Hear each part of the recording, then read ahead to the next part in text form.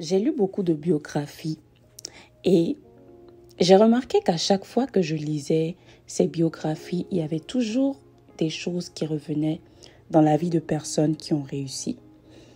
Et j'ai finalement compris que ce sont des caractéristiques, ce sont des qualités que nous devons avoir si nous voulons réussir, si nous voulons accomplir le rêve que Dieu a mis dans notre cœur. Bonjour la famille, comment vous allez? J'espère que vous allez bien. Donc aujourd'hui, nous allons parler de 3 qualités que les personnes qui réussissent ont. Donc si tu es sur cette chaîne, si tu m'écoutes, c'est que tu es une femme de grandeur, un homme de grandeur et tu as le désir d'accomplir quelque chose. Et je suis convaincue que ces 3 qualités vont t'aider lorsque tu les possèdes. Donc la première des choses va être la persévérance.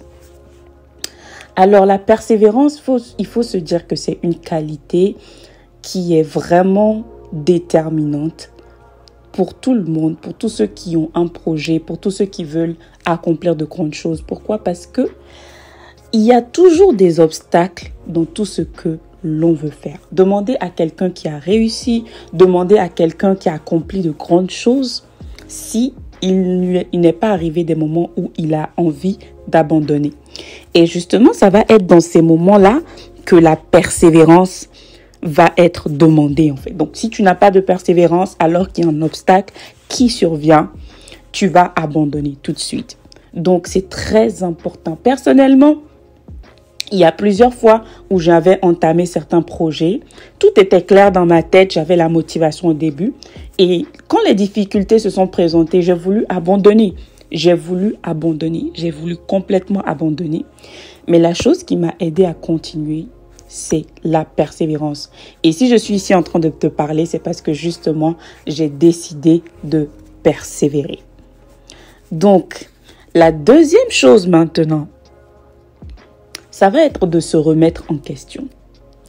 Donc, j'ai lu plusieurs biographies, comme je le disais au début, et dans ma vie personnelle, il m'est arrivé des moments où je me suis remise en question.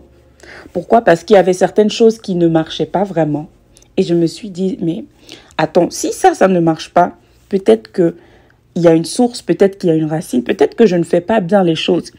Et personnellement, il m'est arrivé de demander aux gens autour de moi, quand tu vois ceci, quand tu vois cela, est-ce que tu penses que je fais ceci? Est-ce que tu penses que je fais ces choses de la bonne manière? Quelles sont les remarques que tu as à me donner?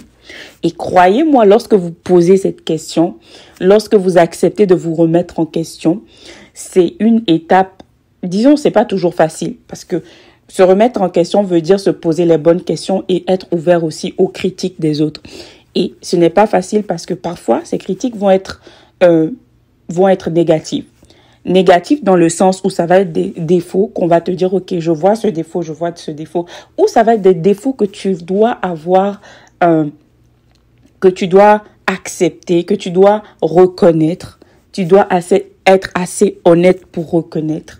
Et ça, ce n'est pas facile. Parce que en tant qu'être humain, nous avons tous un ego et parfois, c'est pour ça que c'est compliqué si tu n'as pas cette humilité. Donc, il va falloir cultiver l'humilité afin de pouvoir te remettre en question quand il ne le faut pas. Quand tu vois que les choses ne marchent pas, ne continue pas aveuglement parce que la tragédie sera d'arriver quelque part où tu te dis finalement mais c'est pas là où je peux arriver ou de perdre plusieurs années parce que justement tu cours sans savoir où tu vas, tu cours sans savoir si la méthode que tu utilises ou sur la voie sur laquelle tu es la bonne. Donc, se remettre en question. Et la troisième des choses que les gens qui réussissent vont faire, particulièrement pour les personnes qui croient en Dieu, je vais dire, c'est la prière. Donc, il n'y a pas longtemps, j'écoutais un grand prédicateur, un prédicateur très connu. C'est un prédicateur très brillant dans le monde anglophone. Et ce prédicateur-là donnait des enseignements sur le leadership, de comment réussir. Croyez-moi, c'est quelqu'un qui a vraiment réussi, disons, dans tous les domaines, pas seulement dans le domaine spirituel.